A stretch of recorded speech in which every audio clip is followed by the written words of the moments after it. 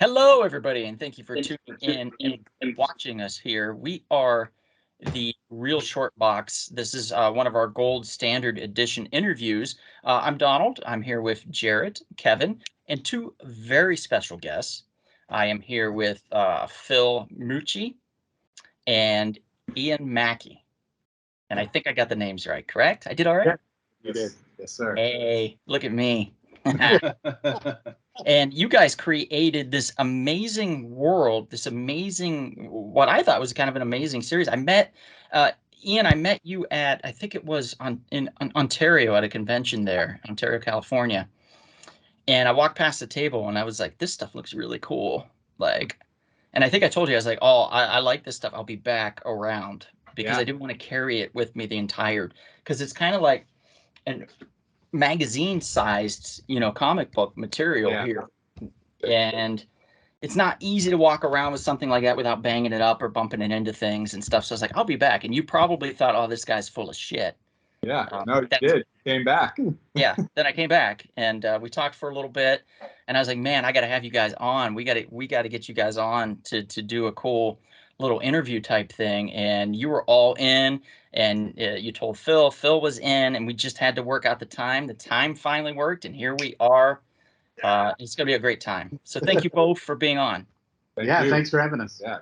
And I think what you learned from that, Donald, is that you need to have a bigger fanny pack to carry around your comic books when you go to conventions. It's true. I prefer to call it a crouch pouch. Yeah. Nice. So with this, what basically happened here is, when I opened the magazine, I read the kind of the intro, because I believe it said start here.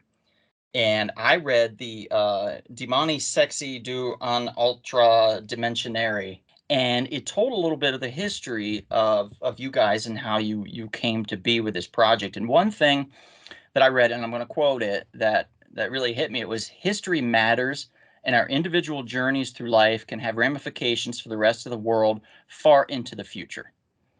I want to know if that quote particularly was kind of something that's always been with you, something that that kind of inspired you, or why that particular quote? Yeah, I mean, it's something that we talked about a lot when we were making music videos and trying to decide, how do we move beyond this kind of storytelling, which we were fortunate enough to do very well in that area. And we got to do some music videos where people just came to us with their music and we just got to make what we wanted without a band involved, without, we got to be able to tell narratives. And it was a time when I personally was also watching, like, the Untold History of the United States, the documentary series that was what's his name? Oliver Stone. Oliver Stone. Yeah. And I got the book and I read that too, and it was interesting because it reminded me of, like, the people's history of the United States, and that it took, like, our foreign affair kind of policies and projected them over time, and you could see these patterns that were forming. And I had always loved the old horror movies, and especially the European horror movies during the late 60s and 70s, where it was like, oh, there's no ratings anymore. We don't have to really, we can start being like, we can mix the sex and horror and we can tell these stories. And they were all kind of steeped still in the same gothic patriarchal tropes of the era of the original horror stories. And I was like, what if we took some of those ideas and, like, applying this sort of a modern idea to it? Like, what if there were people who were, like, facing the fact that history, like, one of the favorite quotes I've recently discovered is, like, the only thing we learn from history is that we don't learn from history. Like, that's kind of like the cycle continues. And what if you approach the idea of monsters as a metaphor for these things that we've allowed to fester, that we've never addressed? You could talk about slavery. You could talk about the colonization of all these, free peoples in native lands that we had no interest in us at all, but yet Europeans spread out and conquered them and brutalized them and probably created some very bad psychopathic monsters along the way in doing all of that. And it was just an interesting idea. And at the time, we were just talking about our music videos, and we're like, if we're going to be able to tell stories, what are we going to talk about? Why don't we talk about some things, you know, because we're seeing the same patterns kind of turn over. Right now, the clock seems to be rolling backwards in this country, you know, like it. Yeah. And without getting preachy and without, you know, hashtagging the shit out of what we're doing, it just became kind of a guiding principle that, like, yeah, there is this kind of horrible recurring thing that happens in humanity. That certain, you know, inequality is kind of addressed for a while, and then it grows again, and it gets worse. And every time it comes back, it's worse, and more people are hurt, and more people. And for me, coming up with the Baba story, originally it was just going to be the campy, fun horror stuff. But the more you do creatively, I think, in your life, the more you're like, that's not enough. I want there to be something in there. And it's funny you pick up that quote because nobody else does. Yeah. Nobody else wants to talk about that part ever. Yeah. Which is shocking, and I'm very impressed. And I'm Thank kind of like taken aback. I'm not really even prepared to answer, but that is exactly kind of, we've had these conversations before. Like, we don't just want to do something that's just exploitation. Let's take exploitation is a great gateway to so many people because all of us kind of love it. If you love horror, if you love fantasy, if you love sci-fi, especially in cinema, which is now like so pervasive in our culture, as much as literature was before TV and stuff like that, then there's almost a little bit of responsibility to actually like not be an asshole about it and just give people, here's all the violence you want, here's all the sex and drugs. You should have something to say about it. Yeah. And I'm probably ruining the book for everybody right now because they're like, oh, this is some serious fucking woke bullshit, whatever. And it's not. It's just that if you're going to create a world, because Professor Dario Bava was about creating a world where all these like Euro sleaze and B movies and grindhouse movies and drive-in movie characters, they exist in this universe. They're all there, and it's real, you know. And if you're going to do that, what is the guiding light of our heroes who are there to like battle these forces? To me, that's what like Future Chick seemed. That's why that character seemed so important. She was seeing everything that happened, and she was like, we can't have that timeline. We need to fix the world. And that's to me, that character was way more important the second time I read it. The first time I read it, I was like, oh, Future Chick, that's cool. And the second time I read it, I really absorbed that, and I was like, oh wait, like she's got a big purpose, and that's to really to change the world. And I'm excited to see where that goes eventually. I know that's coming. I'm excited to see that. So I can see in your stories how you're threading together everything. And for those that are listening right now, can we give them quickly kind of a synopsis of the overall story that we're dealing with these characters so they can kind of get a gist of what we're talking about? I don't want to confuse anybody. I know we've talked about some heavy stuff, so can we just really quickly talk about, if you have like a synopsis or something in your head that you can explain this really quickly to the audience so they can kind of get an understanding? Well, really quickly, Professor Dario Bava, our title character, is an ex-Vatican exorcist who turns on and drops out to join Future Chick, who he meets after an exorcism that goes horribly wrong. And she offers him an opportunity to have a new life. Leave the church, because the church represents a lot of the horrors that have led up to this time in our timeline. It's 1967, it's Rome, and this timeline that we're on is basically as if after World War II, Europe has kind of, tried to reestablish itself, but it hasn't addressed the horrors and issues of the past, mainly the violence of the church, the repercussions of World War II. Future Chick knows that this is all like led to the destruction of Earth. Basically, inequality grows so fast that the wealthy are living in domes while outside people are fighting to survive in this barren, polluted wasteland of the future. And it's all about greed, and it's all about protecting your inner circle. But because they have ignored the crying masses of the world who are suffering, that suffering has festered and turned the outside world monstrous. And eventually the domes of these protected enclaves of the future have collapsed and everyone is killed. The world is a monster-ridden haven of horror and nightmares and vampires and werewolves, and it's just a shit show. Future Chick's mom was killed in that whole horrible revolution of monstrosity, and she came back in time to try to set things right. And Professor Dario Bava, who himself was he saw fascism when he was a child, when his parents were killed by black shirts in fascist Italy, and he was raised by the church, by another patriarchal society that kind of used his power to speak to the dead, to their own, uses. He's had enough of it, and he's decided that, what, like, this is messed up.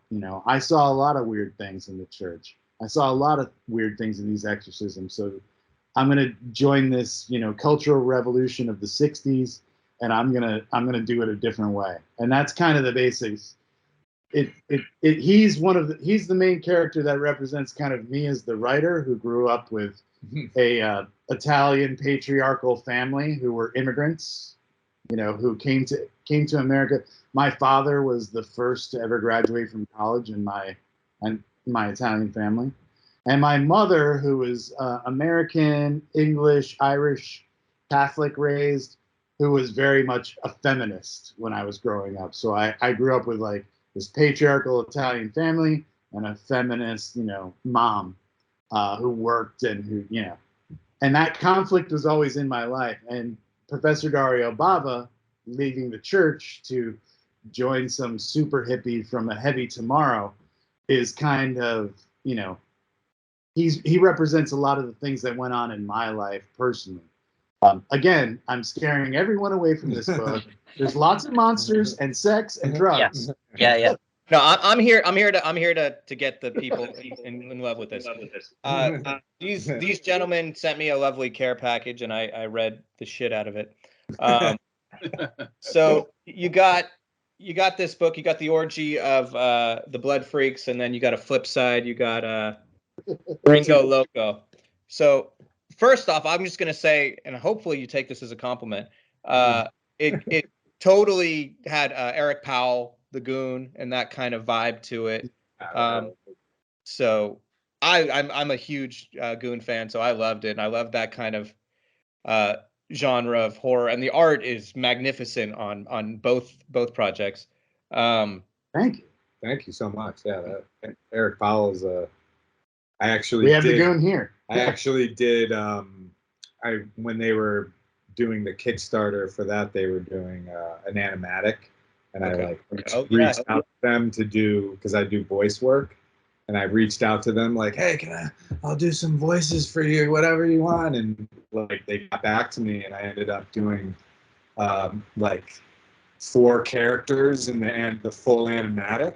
Oh shit! That I haven't seen it yet. I mean, I know it's just this long process, but they took like $400,000 from their Kickstarter, and they haven't shown anything. They haven't shown us anything, but they're like, I've been in contact with them because I emailed them because I did voices.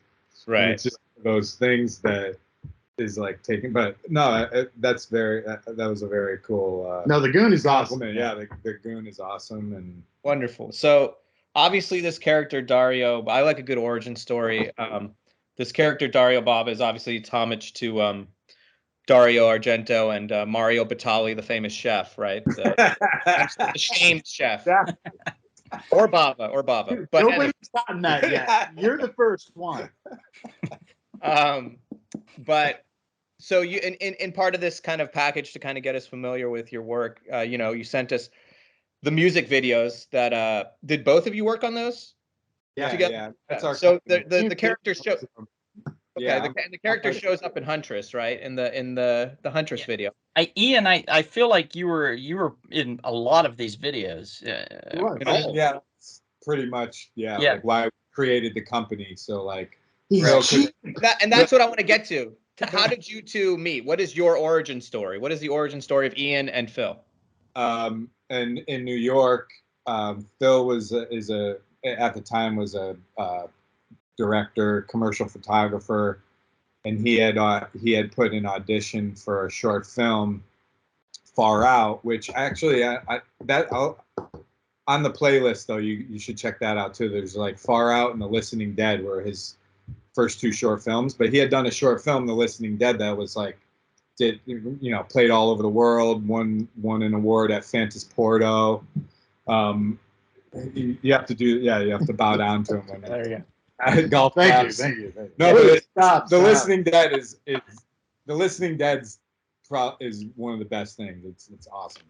And I auditioned for Far Out, didn't get the part, but I was like, I want to like work with you, and I know we just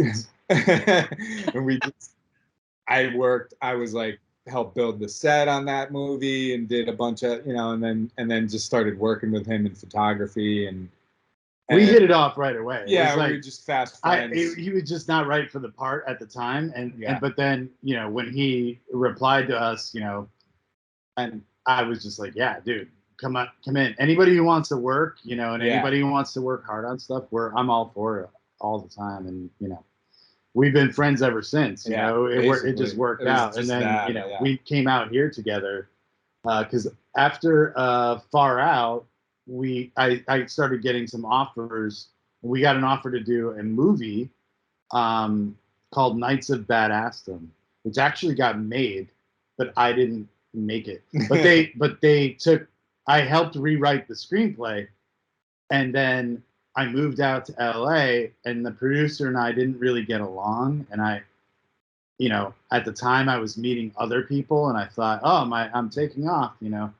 I don't need this project. And it wasn't really like that. I know, but I'm abbreviating. It wasn't even like that. It was just like it was an insane. Like they wanted to make a movie for $3 million that on the pages was like $30 million at least. I thought it was like a $50 million budget. And, not to badmouth them, because there's a couple of the two writers are great guys, and we're still friends with them. We were still friends with them, and they understand too. They're awesome guys, but like we just it was just like creative differences. But anyway, moving forward to continue with the origin story. We didn't do that project because it was kind of like, you have this weekend to tell me yes or no. And I had two meetings with like Wes Craven before he passed away. And there was a project that he was like, this would be great. You could be good. And I just kind of like, no, I don't want to do it. And then it just fell apart. At that point, it was like everybody started getting laid off because it was 2008. Yeah, and it was like crazy. It was the crash. It was the writers' and I strike. lost my lawyer. I lost my manager. I lost my agent. It was like everybody was getting laid off. So then we started doing music videos. Yeah, it was like all reality TV too. Like at that time, like reality TV was like blowing. A lot of reality. Thank God that's gone. Yeah. Right. But it was just kind of like we found ourselves in this situation. We just kept moving forward. And now we were in LA, and it was like, well, music videos? Yeah, why not? And then it took, I had to write 45 treatments before I even got one. It was only because as a photographer, I had worked with that band before. It's like who you know thing, which is first. But and that the music videos became where we really started working together more as a team, and I like bounce everything off Ian first. So let's not just glaze over this music video part. We're talking about Metallica. We're talking about the Huntress, where it's kind of that seed of Dario Bava was planted and blossomed. We're talking about one of my personal favorites, guys. I watched. I'd never seen this video, never listened to this song before, but I remember Monster Magnet from when I was younger in my high school days in the '90s, when Space Lord was out. Oh, yeah.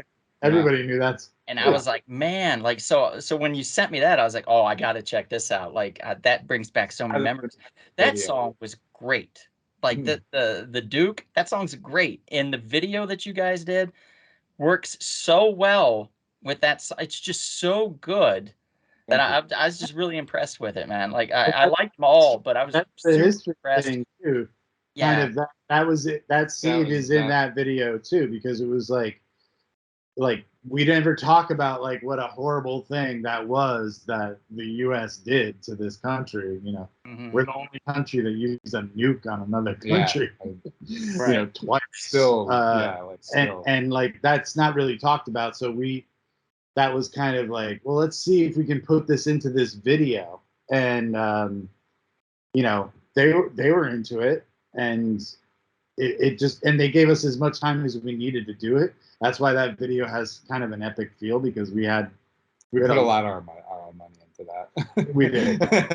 But that's what we kind of ended up doing too. Is like we didn't want to ever compromise with what was on the screen, you know. So the videos are all we love all the videos, but they're, you know, us like. They're all super fun to watch. I mean, there's not a unentertaining one. I mean, every one of them is entertaining. Every one of them draws you in. They're very flashy and very story driven, which is I super like that. Jarrett and I, before we got on here, and Kevin got on and everything, it was just him and I. We were talking about Sorrow by Huntress and how good that one was too, because I'd never heard of Huntress prior. I'm completely honest on this. I'd never heard of them. But I found the music to be very good, and the story, not knowing, you know, if I had not known Dario Bava before, the story to be so fun, you know, it was like, it was cool. It was like this kind of a late 60s, early 70s kind of a, you know, what you would see Italian horror kind of thing that you were going through and living at that time. And it was a lot of fun to see the characters and how they changed, and the narrative that you guys were telling. And you could definitely see that, yeah, this is like, you guys were like, man, we've got to do more with this character. Like, we've got to tell this story. This needs to be told to the world, and that's cool. I like that you took that and you went with it. It seems like you guys do a lot of pivoting, like, not like, if something's thrown at you to get in your way, you sidestep it, you pivot to the right or to the left, and you find a new direction, and you're able to then make that work. And that's something you don't see every day. And I don't mean to butter your bread too much. You know, I don't want to give you too big of a head. Too. We have lots of things. Yeah, yeah. But you know, it's to your guys' credit that you're able to do that, and that shows a particular level of creativity, of determination, and talent. That's a rare mix that not everybody has. You know, you can have one or two, but to have all three, that's hard to come across, and you guys have it. So I think super impressed. I mean, I think you try to adapt, you know, to like the situation that you have, and the reason that Sorrow was also an evolution of a relationship with that band, you know, where we had already done a video for them and Zenith, which is like one of their most popular videos, and then they asked us to do this, and the budget was lower, and I'm like, but we're friends, you know. And I'm like, look, I have this old, because the story of Professor Dario Bava, he was originally Professor Campbell. He was originally going to be my Bruce Campbell type character. I knew it. I have that written down here. Bruce Campbell with a question mark. Yeah, he was originally going to be that character, and I had written this treatment it got to 12 page. It was a 12-page treatment that I had written. That was a very retro. It was about actually X'd by Ty West, which is out now.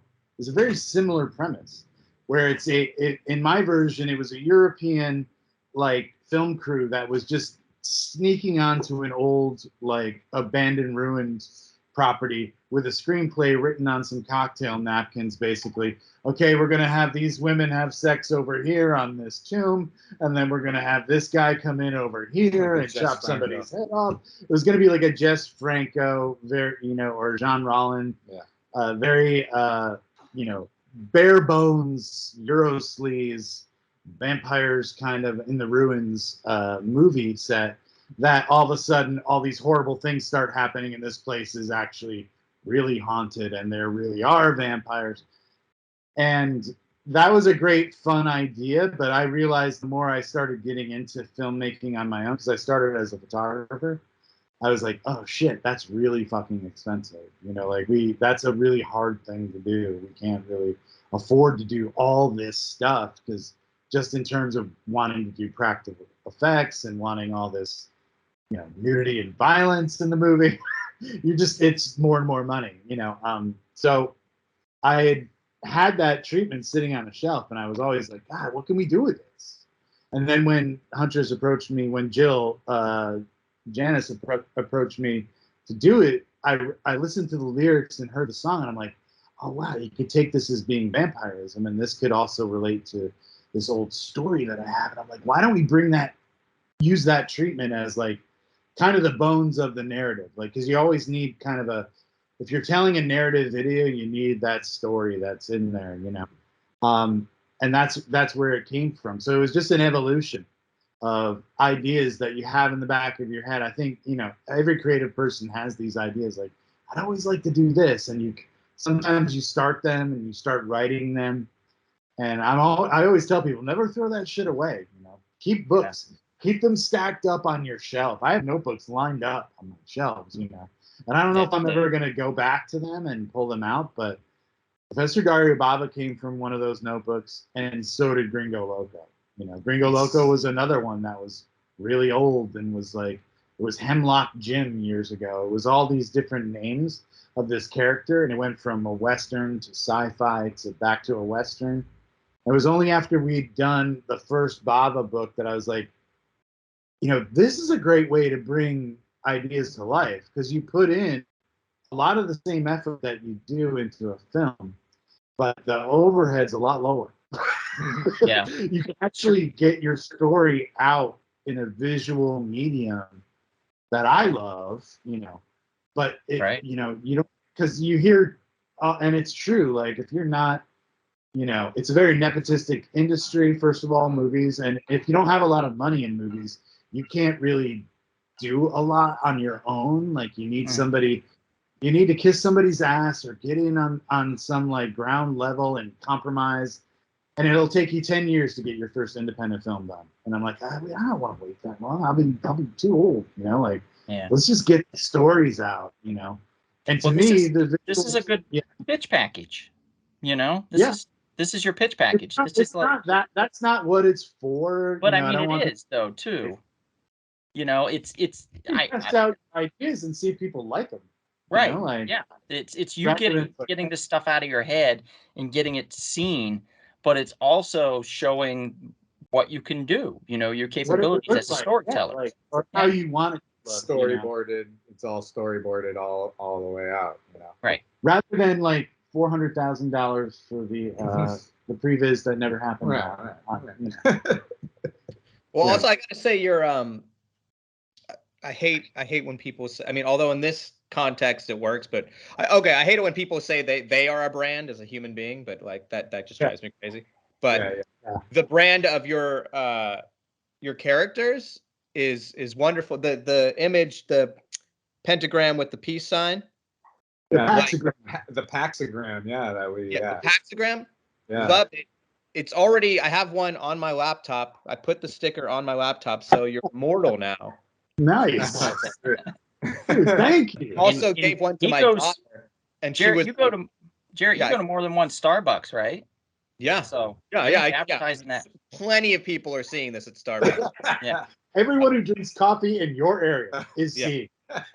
I gave one to my daughter and I explained it to her. I'm like, my daughter just turned 13, so she's of the age of like that symbol is. I was like, it's a peace sign with a pentagram, and she was like, I want it.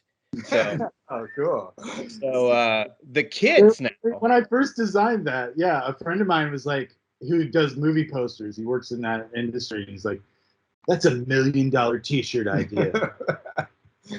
He was wrong. It's great. Totally So fucking far wrong. Not $1 million.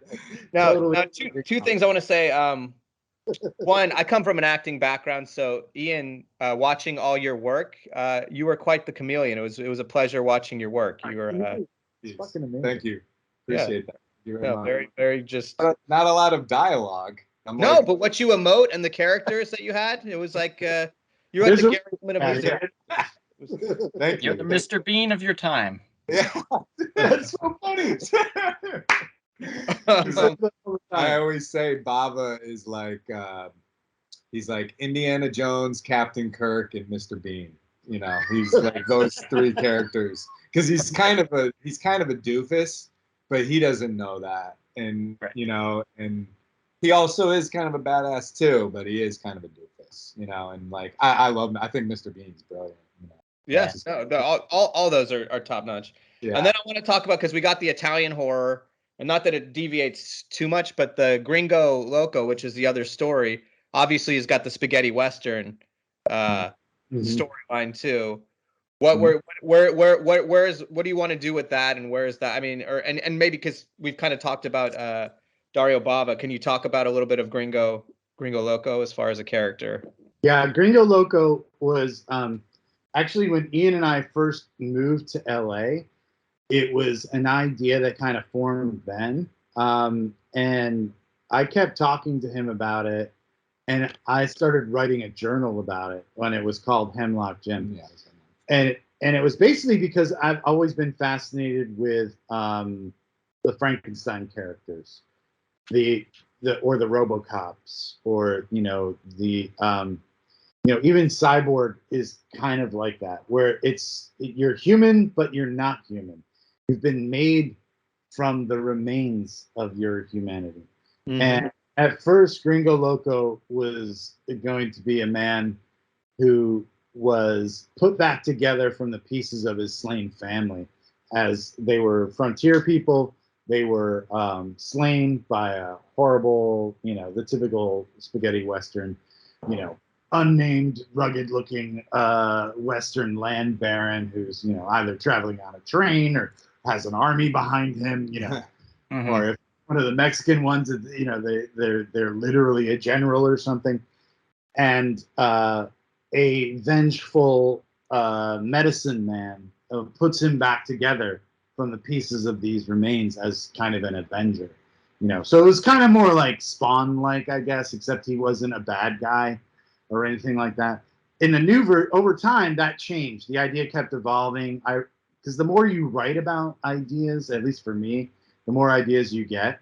So I always encourage people, keep your junky notebooks of ideas and just keep adding to them. I mean, I've read Stephen King's book about writing, and he says notebooks are the graveyard of bad ideas, but fuck Stephen King. What does he? But yeah, what has he done? Failure! A Seriously, how many failure! books is he even written? But I disagree, because my ideas just percolate. Like you leave them in the back of your head, and then I'll call Ian and I'll be like, well, what about this? What if it's this? And he would be like, oh, that's fucked up. Or like, so it kept going back and forth. It was also going to be, there was a sci-fi version where it's more like in the near future. And because there's always been this future that I've envisioned where it's the corporate states of America. It's not the United States of anything. It's the corporate states of America. Yeah. You're born into debt. You're born into debt, and you work in a prison for your whole fucking life. That's America. Like that. That would be. Oh yeah, reality. Yeah. Okay. Yeah. Like 2020, 2022. High reality. Yes. Go On. So yeah, it was a metaphor for that. But then I wanted to go back, because I'm like, again, that's a really big, broad, expensive idea. And I'm like, but we could do it in comic book. And I was like, yeah, but I just like the idea of the spaghetti western, because the spaghetti western, what it did was say like all your American western, black hat, white hat, good guy, bad guy is bullshit. Everybody's fucked up. Everybody's a mess. The West was wrong and dirty and rotten, and you can't trust anybody or anything. And a mysterious stranger can show up and be worshipped as a hero when he just raped a woman in the previous, scene. And it wasn't that I wanted to do that. I wanted to put a monster in a world where we didn't understand where he came from or what he was, but when we learn about it, we're like, this is a bad, bad person who we're now rooting for and we now care about. And that's how this modern version of Gringo Loco kind of emerged. It was Trump. It was a lot of other things. Again, scaring off everybody. It's not a woke thing. It's literally a spaghetti western with a monster in it. Yeah. And the idea is that he's a monster, and this is something that you don't learn till the next book. But I'll tell you guys. Okay. He's made of the pieces of the men that he killed himself. I like that. Cool. So he doesn't have any memory of their lives. He's still who he is, but everybody hates him. Everybody wants him dead. Everybody wants a piece of him. And he has to deal with that. He's cursed, That's cool. So he has to come to terms with the man he was. And I was like, I wrote the entire treatment of like his origin story, what a piece of shit he was, what a horrible, awful, murderous scumbag he was. And I was like, well, we can't start here. No one will give a shit about this guy because he sucks. Yeah. So, but I sent the treatment to like Ian middle. and our partner Dan, who's awesome. He's like our super producer who gets us the amazing artists. But I sent it to them. They're like, "This is fucking great! Like, this is such a sick idea. It's such a cool story." Because he's an outcast now. He's wanted. He's not welcome anywhere. He's just this freak, this monster. And everywhere he goes, people are trying to kill him. And he deserves it. But I was like, we can't start the books with this because nobody is gonna care. So I was like, I just started imagining scenes like what would be happening to this guy like 3 months, 6 months later, and that's where I got the idea. Well, let's just start where he's being hung, like we don't even know who he is, what he did. We don't know anything because that's what I learned about the Sergio Leone spaghetti westerns or the Corbucci ones, where they're just like you don't really know the character till they're in action. You see them in a situation, and then you're like, oh, wait, they're like, oh, okay, they're con men. Oh, they're searching for this thing, or this guy's actually a mercenary. And I wanted that kind of feeling where you just lead people into the story with visuals and get them in the mood, and then you start to unravel the story bit by bit. And, I like how you tied it together. It's a quick read, by the way, and I liked how you tied it together with Miranda. Using her, like the actress, as the film of the story. And I thought that was cool. I was like, okay, I caught that. All right. I mean, not as many people probably will have read Murder Vibes first, but you don't need to read Murder Vibes. But Professor Dario Bava and Gringo Loco are related in exactly that way. You're in the universe. You're the first person to also pick that up too, Donald. People are stupid. Donald's not. Gold stars. Give me stars. Smart. Yeah. Smart. He's not just people. He's smart people. Oh, gosh. If I may chime in, brothers, question for you. So obviously we're talking about the spaghetti western influence. Tell me about the Giallo movie influence. Obviously, I see, we got Professor Dario Bava. I'm thinking of Mario Bava. So discuss that. Tell me about, your... Cleared it up. It was the chef. It's Batali, but go on. Oh, yes, of course. It's there's two Marios. Yeah. Interestingly enough, I was looking up because one of your cover artists is I believe it's Taglietti, Emmanuel Taglietti. Yeah. And so I Googled Taglietti. It's a type of pasta. Is it? I think it's like a brand or something. I was Googling it, and all they kept, it was like porn pictures of pasta. And I was like, no, I want the artist. I was like, I don't want this. That looks nice, boy. That looks delicious, but I don't want that. It's the strangest thing, but yeah.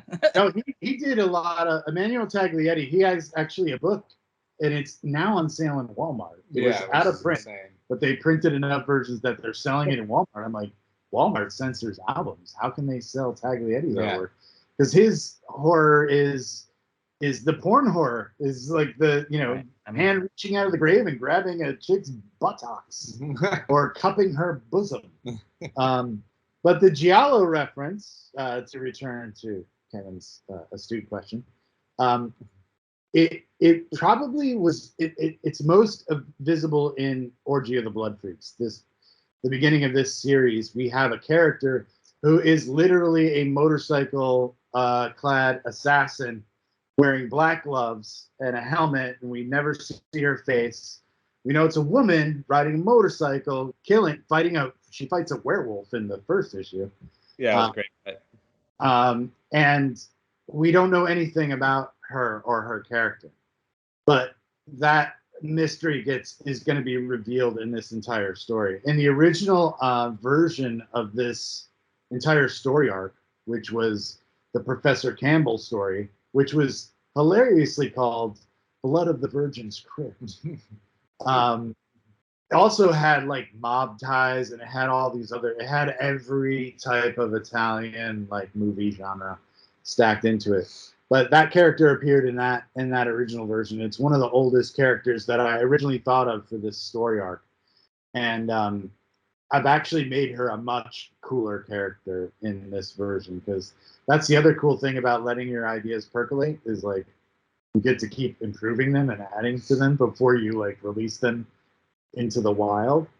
And she's a very fun character that I think people are going to really love her by the time it's over, even though at the beginning of this book she is a merciless killer who's basically trying to strangle a man in a wheelchair, an old man in a wheelchair. That's how we meet her, trying to strangle an old man in a wheelchair. I like that spin.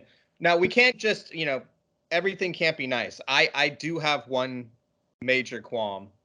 I started reading Orgy of the Blood Freaks first, and right off the bat, the character of Rodolfo, who is Professor Dario Bava's assistant.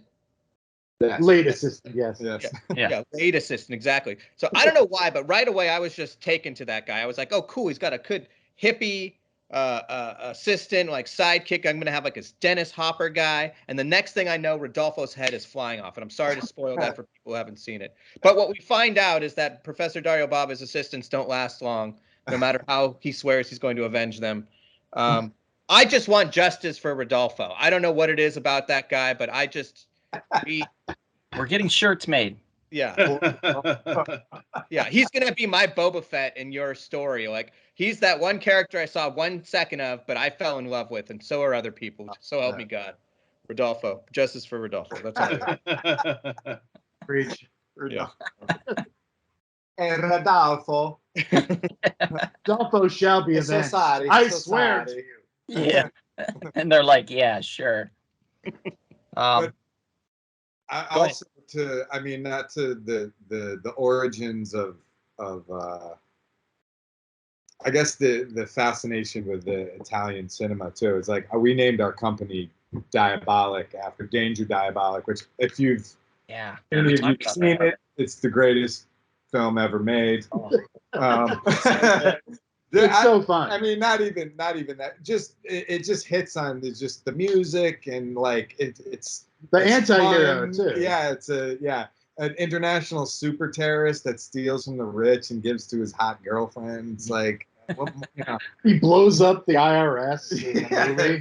It's like he wipes out the tax records of everybody it's like in the country. Everything about it is so fun, and it's like score by Ennio Morricone. So like. Yeah, we love that film, and that film is Mario Bava, and so it's all kind of like we're always kind of trying to make that film kind of, or like how we feel when we watch that film.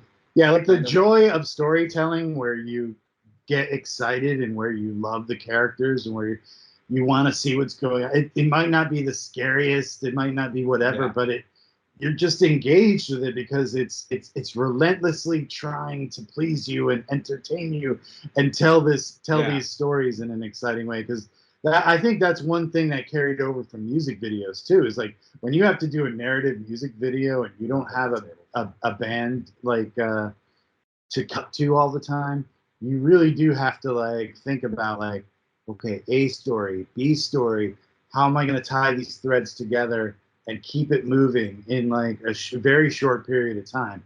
And comics nowadays have kind of slowed down a little bit. And this is, I'm trying to make our stories more like every issue you're going to get something satisfying. Like it's a compressed storytelling where we're not going to drag out these scenes for a really long time. We're going to give you the meat and you're going to get a turn page with a splash that's going to make you like, oh shit, you know, and it's going to keep you engaged because I think, you know, our as a society, we can absorb a lot of story now. Like we're much quicker on the uptake, you know. So if you watch a movie from the 30s and you're like, Jesus Christ, get on with it, you know, like I still love the dialogue and I love a lot of the cinematography and everything, but you know, like storytelling has picked up its pace. And in comics, it kind of pays to like slow it down a little bit so you can do more issues, especially if you're a bigger company. For us, we're not so much, and we just want to get people engaged and hooked in. And you know, Bava's a great world for that. Like Bava is a very big and expansive world where there's a lot of characters, a lot of stuff's already been written about that world. And Gringo Loco for us, to bring it back around, was like, and for me as a writer, was a way to like hone in on like one character and like take people on a journey with this character and see what happens to him and take them on the discovery of like, you know, he realized he's going to be realizing a lot of things and he's going to come to face a lot of people that he doesn't want to face. And the whole idea of the spaghetti western mystery man is going to kind of unravel, as well as the idea of like this kind of masculinity that's very violent and very, you know, sort of confrontational. We're not going to cut any of that out, but we're going to show it in like this very real light, you know, of the world we've created. But it's very fun as a writer to juggle between those two worlds, and that's why doing this flip book was like the idea I had to like bring them together. Yeah, because that's cool. Well, just also from a technical standpoint for other creators, comic book creators out there, like the first book we did, Murder Vibes from Monster Dimension, was like it began as an 80-page script of a graphic novel. It was very hard to tackle with one artist. It was very difficult. It took us a lot of time to get our workflow down. And then it's 80 pages. It's 3 books basically of your average comic. And so this time I learned kind of like, okay, let's break this into like parts. And if we want to do another 80-page book, let's make it 2 stories, you know, and let's get 2 artists. And then it became the opportunity to be like, people already like Professor Dario Bava. Let's introduce them to Gringo Loco. They're both based on kind of my love of, you know, cheesy Italian cinema. So why not like put them together? You know, Gringo Loco can ride the coattails of Professor Dario Bava, and we have 2 teams working on it. You know, like it's this artist is working over here, this artist is working over here. Ian's color flatting Professor Dario Bava while I'm like doing layouts and talking with Vicente on Gringo Loco. So it just became a way to like separate the work and delegate it. And then creatively, I just had a great time bouncing between. I've got this awesome, cheesy, fun, you know, Austin Powers with monsters, Scooby-Doo for grown-ups thing. And then I've got this really gritty and dark and moody and fun Western, you know, that is a character study. So for us, this was the experiment to see, like, will people like both things or not, you know? And the response we're getting so far, everybody's still getting their books right now from our crowdfunding campaign, but people are loving it. So we're really psyched. We're hoping like, you know, it goes well because we're going to finish out this. There's going to be 2 more books like this. Is the plan, to tell these stories, but Gringo Loco is a long story, and Professor Dario Bava will be episodic chunks like this. You know, this will be Blood Freaks. Do we have any chance of like seeing like more of like spin-offs or one-offs like with Sisters of Tomorrow, Sister Sadie, Ginseng Jones, Major Bitch, any of those characters?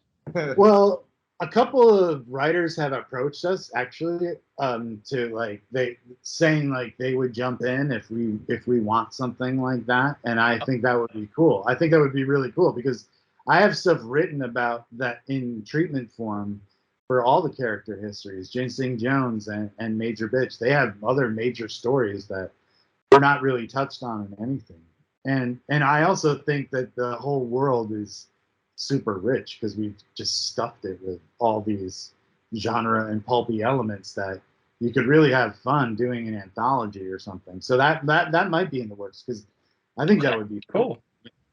You just reminded me that Major Bitch had one of my favorite lines, and that's when she says that Professor Dario Bava smells like frankincense and balls. I was going to describe that, but it kind of speaks for itself, you know. He's at the Vatican. He was at the Vatican, so he comes back and she's like, God, you reek of frankincense and balls. Major Bitch. Yeah.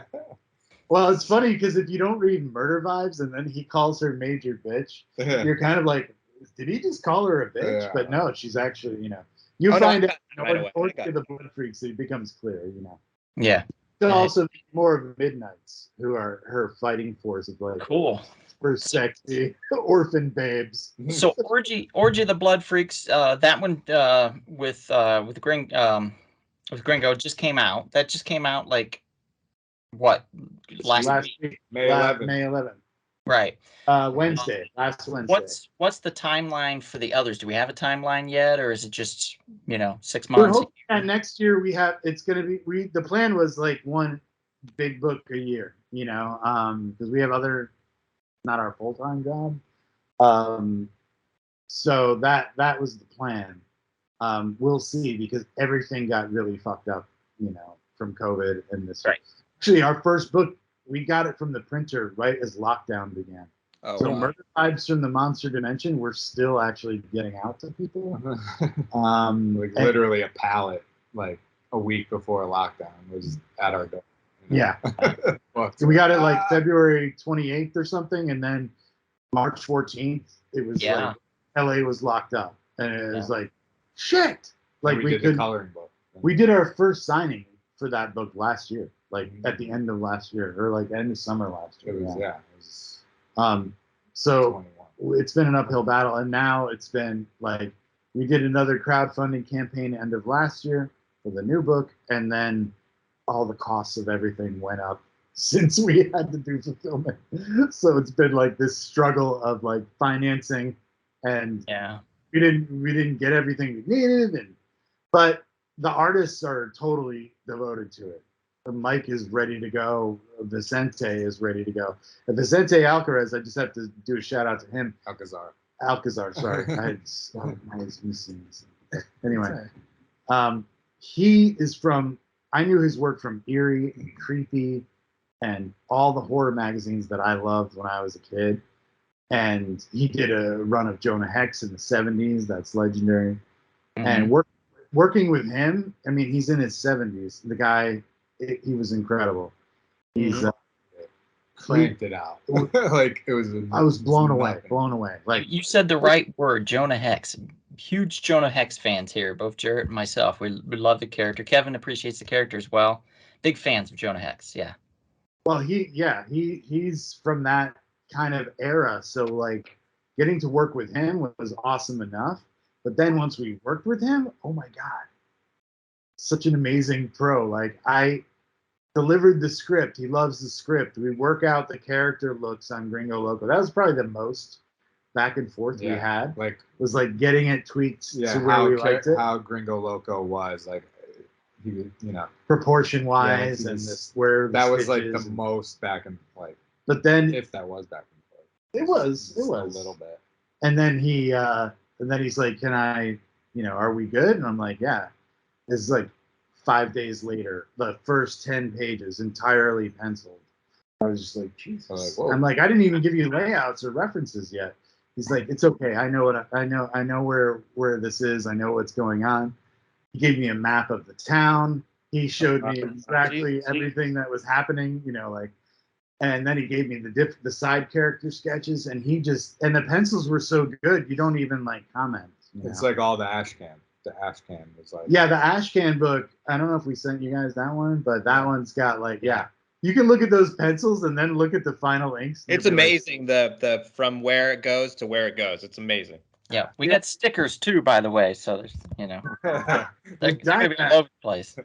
Yeah. I already put it up on eBay. It's going good. So thank you guys so that just much. happened to one of our props from the Metallica video. Oh, really? We sold for $1,500. It's like we gave it to a fan for I think like what it cost us. It's like, oh, you can have it for like $70, dude. The robot eBay. God head. It was like this. Not even eBay. It was on an auction site, Heritage Auction. That's awesome. They shot it really well though. They made it look. It's a cheap piece of shit, like yeah, but homemade fuck prop. those guys. But it's like somebody paid $1,500 for a plastic mask with like plastic tubes on a foam wig head like, with like bungee cords hanging out of it. That was in Metallica video. $1,500. It's probably rated right now. Wow, this was really great, guys. Thank you so much for being a part of this. We'd love to have you back on, particularly to talk a little bit more, not just with your projects, but perhaps with Giallo films in general, and your horror influences, and just talk like movies and stuff. Look, Kevin, we gotta get Kevin's address. We'll send it. Yeah, appreciate it. Definitely. It. Yeah, thank you guys so much. Thank you again. This is such a cool project, and I'm so happy we met. Yeah, and you're a good dude, and I'm glad you were a nice guy, and not like you took the time. You're like I know most people when they walk past and they're like, I do a podcast, or something. You're like, oh, cool, Junior.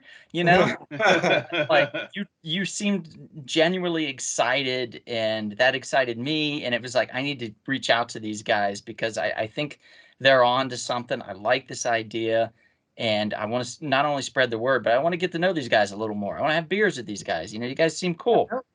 So this is Orgy of the Blood Freaks. This just came out. This is available. Can you guys tell me where this is available at? Like, is it on your website or Amazon? Where's this? You can get it at our website, ProfessorDarioBava.com. And it's going to go out to select shops. We do have some comic shops that carry our stuff. In LA, we're in about 5 or 6 different shops. Yeah, we got Comic Bug, Golden Apple, Pulp Fiction, Comics Factory in Pasadena, Pulp Fiction in Culver City, both Comic Bugs, Manhattan Beach, and Culver City, and then Golden Apples in Hollywood on Melrose. Okay. Nice. So they're all there, but they're in multiple. We're going to be getting them out to the some. We have other shops in the Midwest and But our site is the best place. We'll post links to everything too, so everybody can find these. Yeah. And Donald too. I wanted to say I mean, you actually like purchased the books, and then I saw I saw you at WonderCon, and you purchased the coloring book for your girlfriend or your wife. Like, that was very cool. That was too cool. Like not to purchase more than. I mean, no, but like you're my special friend. What the fuck, dude? But no, like you saying that, I mean, you purchased the stuff, and we really appreciate that. We're going to Comic-Con Revolution. We're going to be at Comic-Con Revolution in Ontario this weekend. So it's kind of full circle. And Monster Palooza like 2 weekends later. So I have to apply for passes for the Revolution. I completely messed up, so I don't know if they're still accepting. So I have to apply to see if I can go. We'll see. Could you get press or something like that? Yeah, I usually apply for a press. In Good. last time I did it within a guys week, and they got me in, and then the guy gave me like this big speech about how I wasn't supposed to be able to go. Like they should have shut that down sooner. And I was like, I'm happy to advertise for you guys, but if you want to shut me down, you don't want free press. yeah. But no, that's cool. No, we'd love to be on again. Thanks so much. Yeah. Thanks, guys. It's really And awesome. we're gonna start doing like some watch party type stuff too, so that could be fun also. Like That'd be super fun. Yeah. we got a really cool time. So thank you guys so much again for being on. We appreciate you. And if we don't see you out and about anytime soon, perhaps we'll see you at the bone chilling, spine chilling, and sometimes hair raising comic book shop.